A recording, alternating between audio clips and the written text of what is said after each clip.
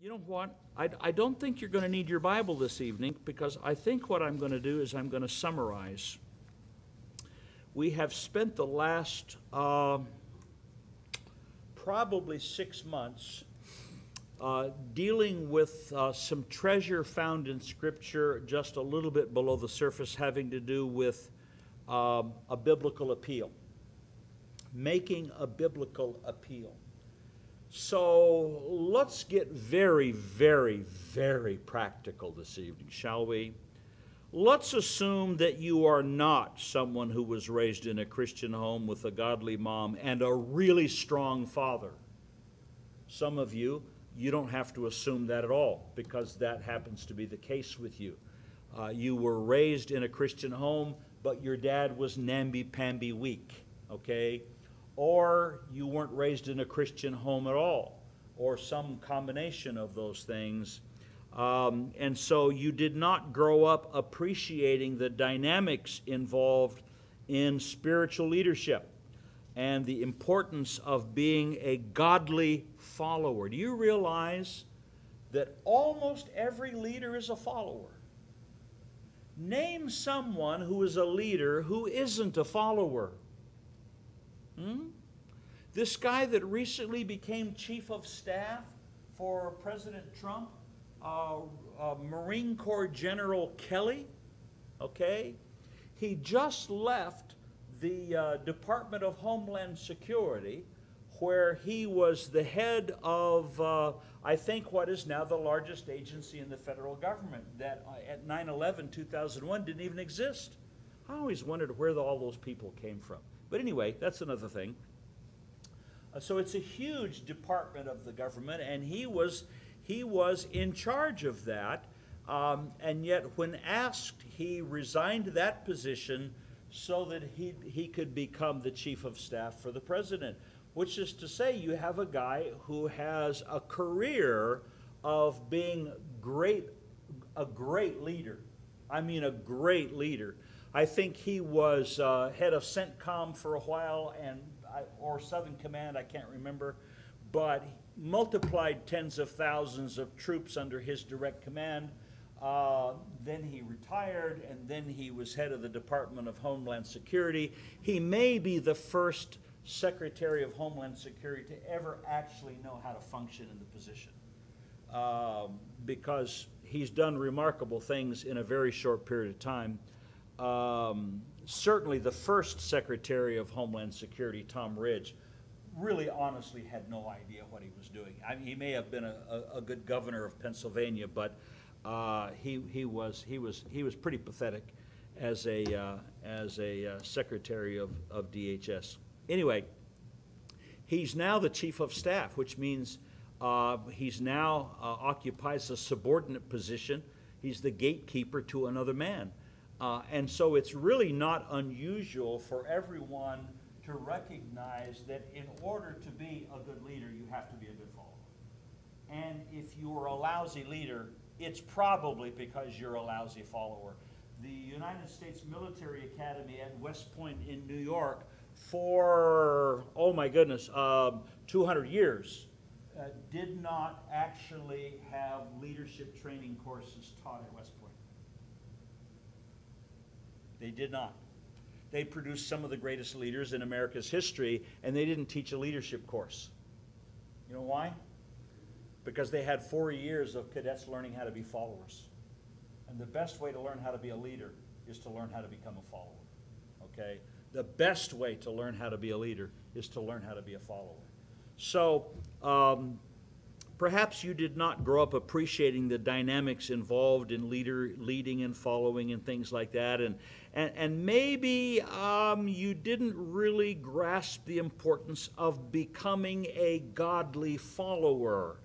You may not have been groomed to honor those occupying positions of authority in your life, be it your father, be it your mother, be it your leaders at various levels of government, you know, president, state, county, city, that kind of thing.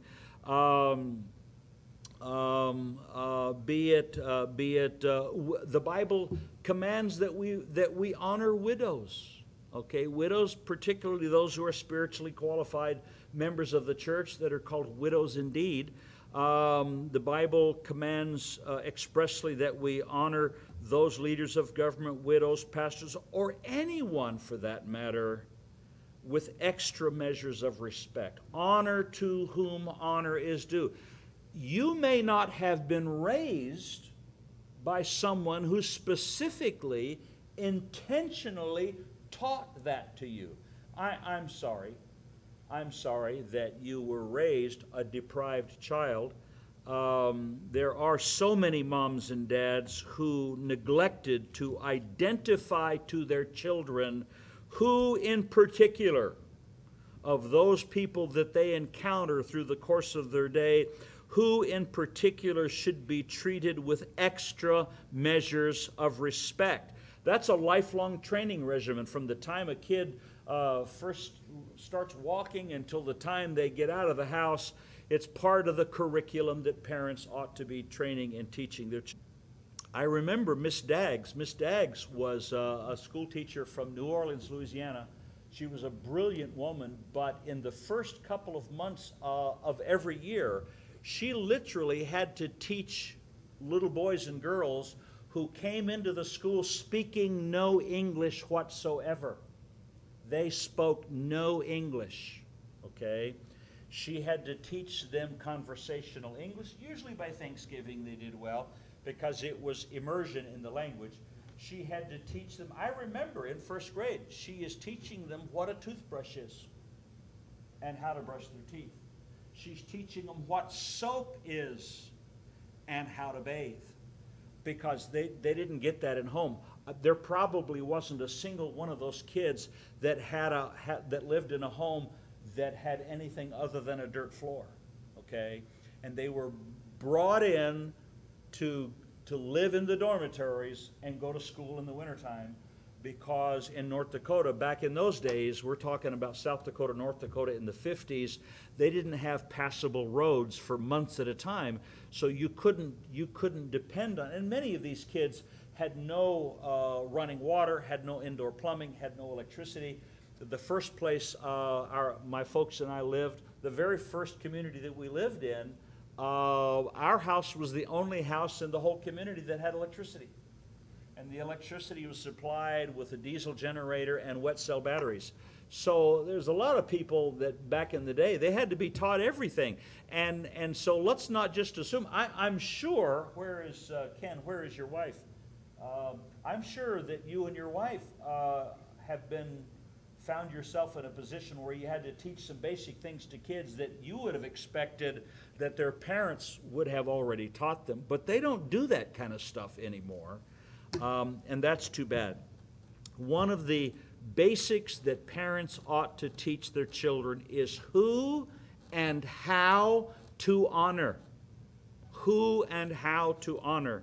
So in this series of lessons on making a biblical appeal, I have been unfolding the principles and the mechanics of making a biblical appeal, and it may for some of you have been a real eye-opener. And if it's foreign to you, one of the ways that I can tell that it's foreign to someone is that if they are so utterly bored by the topic, they just ho-hum, who cares, who's interested.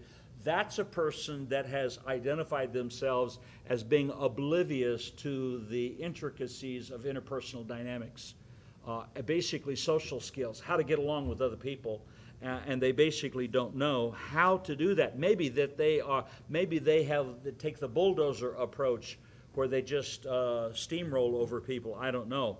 But as you reflect upon the events that have already occurred in your life, you may be filled with regret as you reminisce about missed opportunities that you would respond to differently with what you now know. You say, wow, if I'd known how to make a biblical appeal to my boss such and such, or to my husband such and such, or to my parents such and such, wow, things might really have gone differently had I known to do that, and had I known how to do that. There are, untold numbers of men who oftentimes regret missed opportunities with their bosses, or missed opportunities with their teachers, or missed opportunities with their mentors, as well as missed chances as they look back and reflect, missed chances to provide leadership to their wives so their wives would know how to deal with them, and missed opportunities with their children so their children would know how to deal with them. This stuff doesn't happen by osmosis all the time. It actually has to be taught to people, because it's not something that people are just born with and you can just figure out on your own. Wives, not unusually, will regret missed opportunities with their husbands and with children that are now grown. I mean, once a kid reaches the age of 14, 15, 16, it's basically too late, okay? And I could go on with examples and illustrations. The key point that I would make at this time is, please do not allow yourself to be so overcome with regret over missed opportunities in the past. God knows what He's doing. Hello? God knows what He's doing as He works to conform you to the image of Christ. Oh, I wish I would have known that 10 years ago. God knows what you needed to be exposed to 10 years ago. He knows what He's doing. Neither should you foolishly rush to make use of newfound knowledge in an unwise fashion. It's like somebody sees a brand new hammer on the ground and they've never wielded a hammer before, and they pick it up. Ooh, a brand new tool, I'm going to go use it. And they start whacking things. No, you need to be cautious to implement God's truth in a wise manner, trusting God to unfold opportunities in His own time as you seek to bring Him glory in your life. Be patient. Let us remind ourselves that a biblical appeal can be made when certain requirements are in order. There needs to be the right standing with the person to make an appeal. There needs to be the right basis for making the appeal.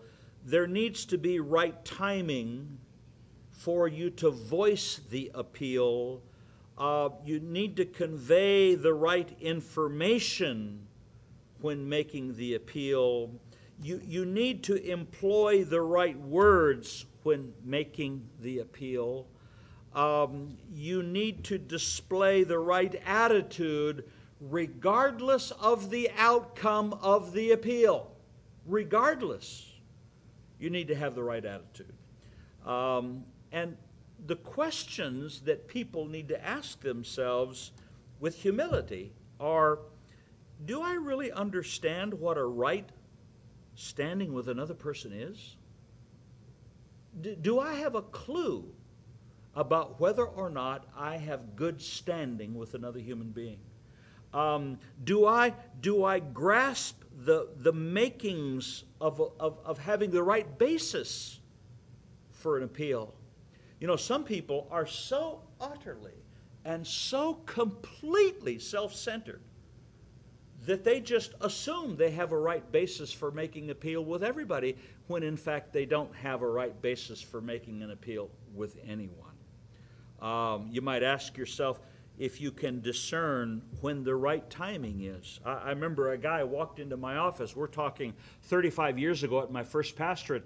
Guy walked into my office. He opened up the door. He didn't bother to knock either at the church door or my office door. He just walked in and he said, "Are you busy?"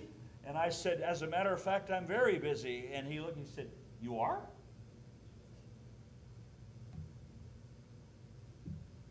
Okay. You'll notice, and I do this almost every time I call you on the phone. It's astonishing how few people do this in their own practice, but when I call you on the phone, 99% of the time, I ask you, is this a convenient time for you to talk? Do you have a couple of minutes? Because you may not, okay? I know guys that assume that whatever they want to talk about is more important than whatever you happen to be doing. You could be performing open heart surgery, but what they want to talk about is still more important. Really? Okay.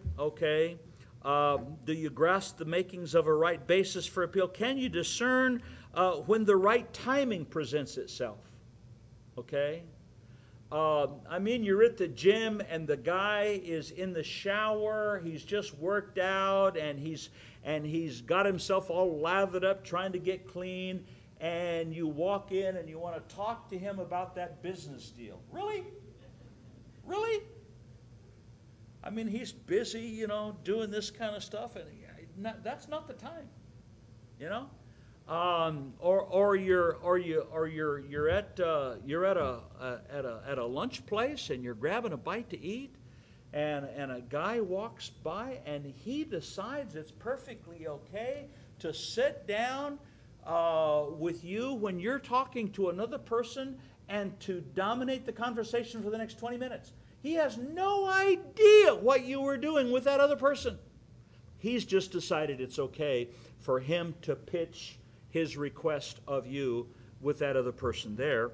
So you need to be mindful about whether or not it's the right time.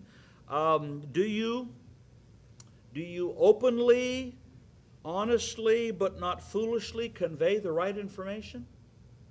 You know, the Bible actually teaches that the fool uttereth all his knowledge. Now, what does that mean?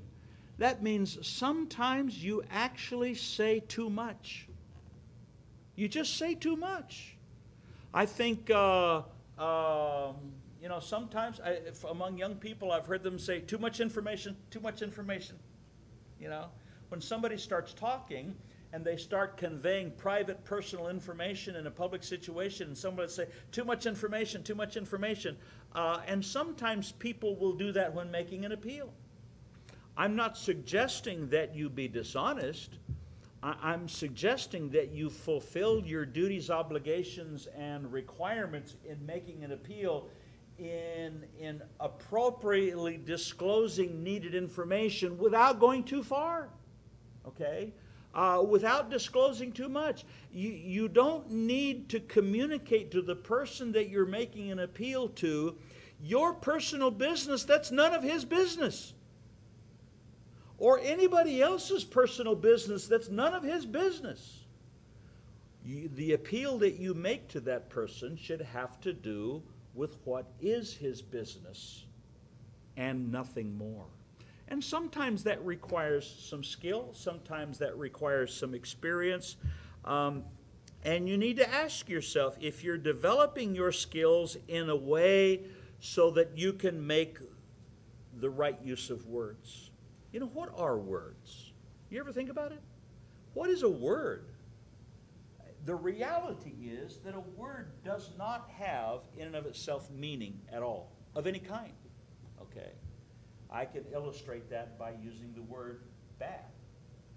In some context, bad means bad, and in some context, bad means good. And it's the context that rules to determine the actual meaning of a word, okay? Because words by themselves really carry almost no meaning. So, are you developing your skills at using words?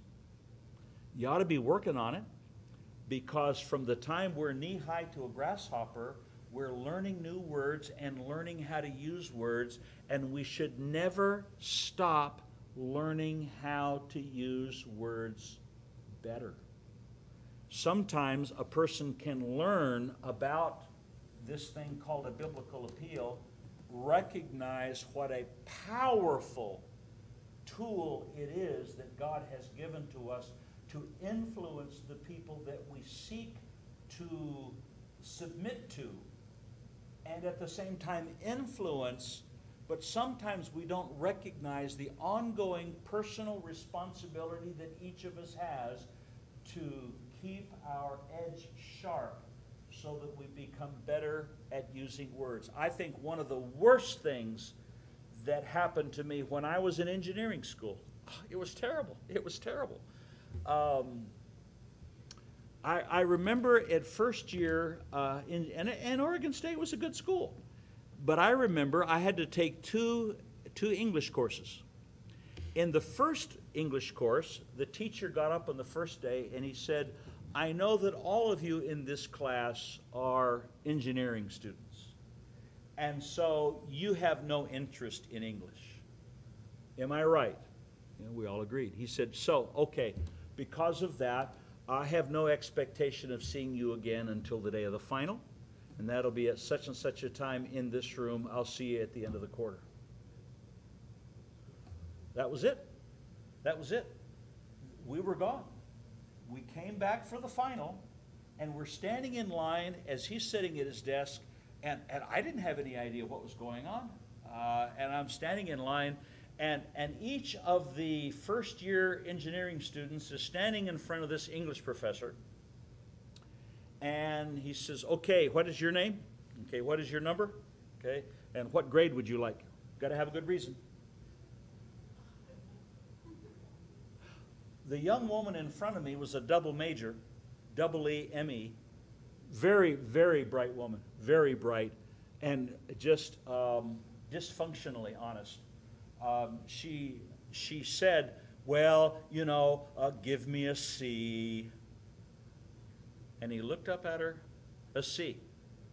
You want me to give you a C? She said, yeah. And he said, why do you want me to give you a C?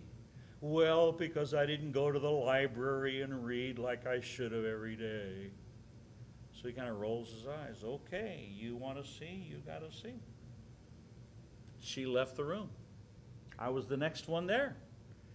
So he asked my name. I told him my name. I gave him my number, and he said, what grade do you want? I said, I'll take an A. He said, you got to have a good reason. Pressure from the parents to do well?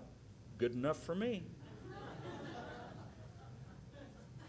The next year, same kind of thing. The guy who was the English teacher had graduated from the University of San Francisco. Now remember, this is back in the 70s, and he said, the only reason I'm teaching here at Oregon State is because I couldn't get a job as a trash truck driver in San Francisco.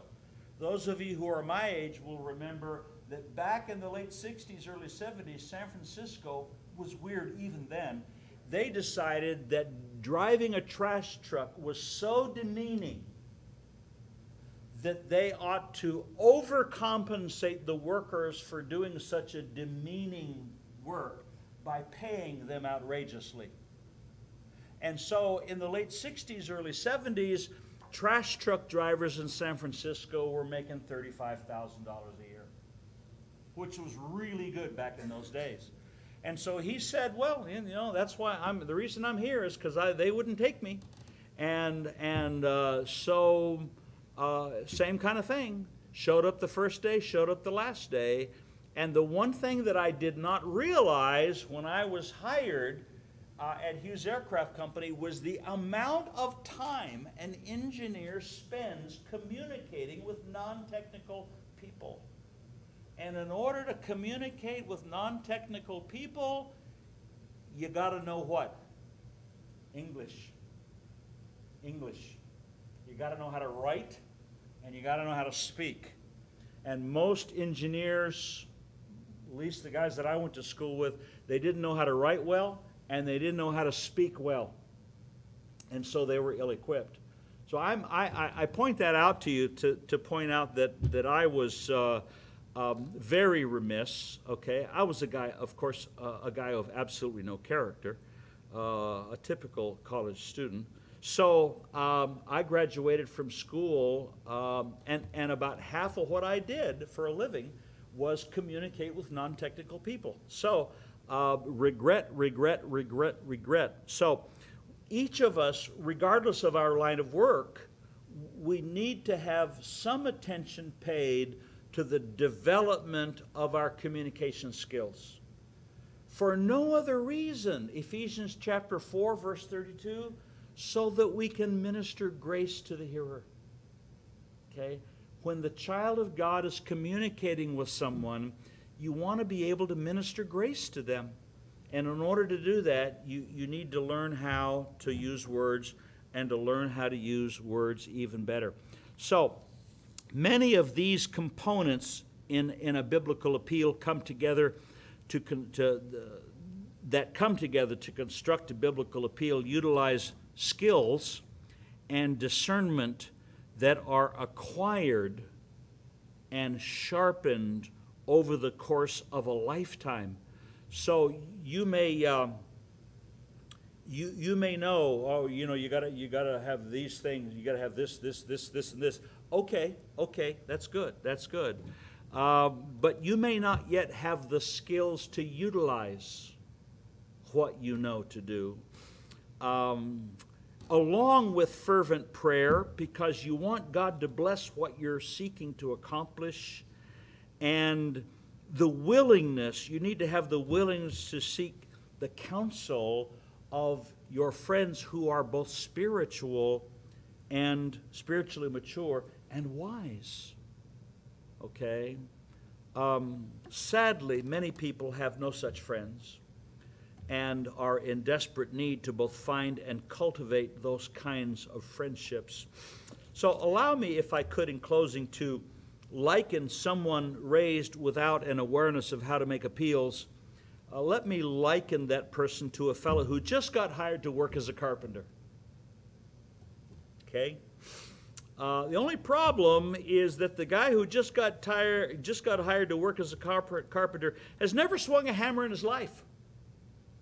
Not one time. Would not know the difference between a snap line and a miter saw. And some of you will say, there's a difference? Yeah, there actually is.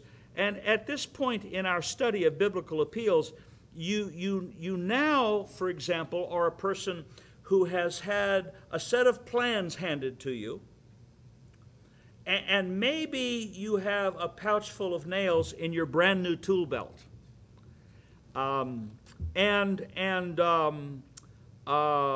You have a circular saw, you have a drill, a couple of different types of hammers, but you've never used them. Not one time. Not once.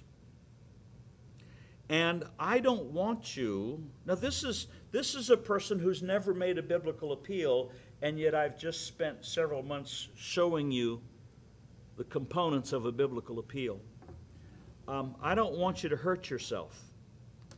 And I don't want you to hurt anyone else because you're wildly swinging heavy tools around. And I don't want you to run the risk of lopping off one of your fingers while cutting a board. One day, a guy named Don came to work at Hughes Aircraft Company. He had been an engineer, but he transferred from engineering over to manufacturing. And Don, I don't know. So he comes to work one day, and he's got a big, huge white bandage over this finger, and a big, huge white bandage over this finger, and a big, huge white bandage over this finger, and a big, huge white bandage over this finger.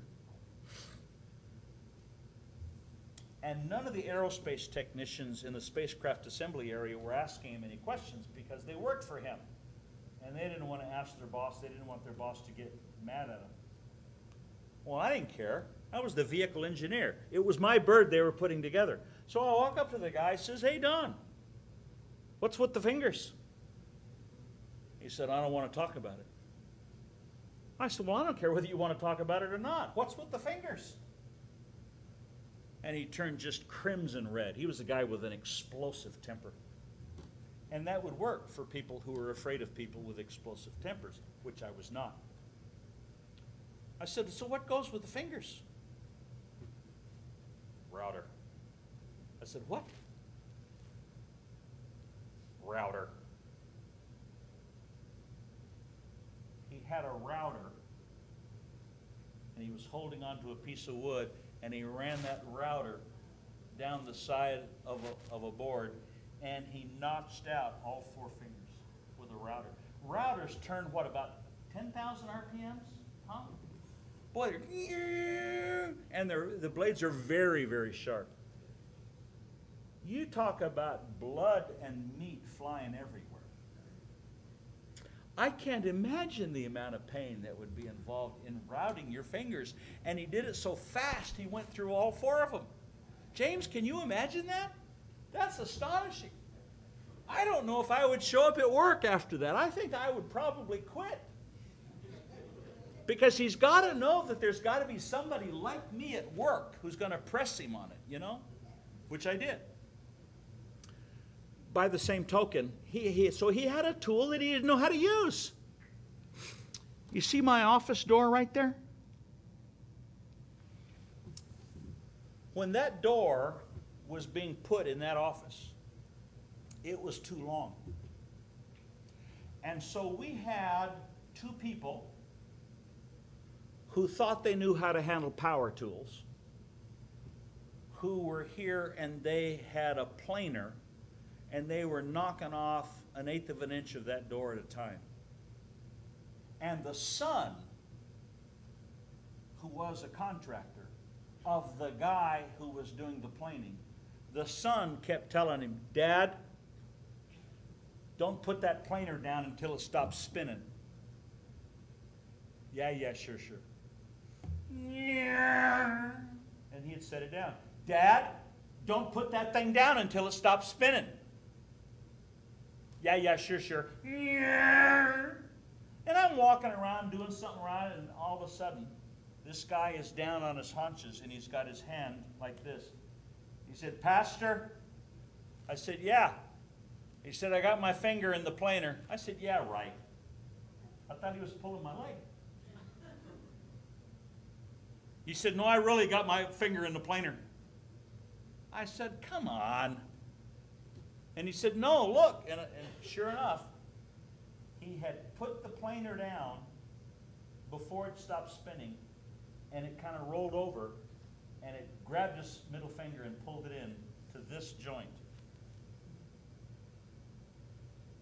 So the first 2 joints of his middle finger, he could never again in his lifetime tell anybody what his IQ was.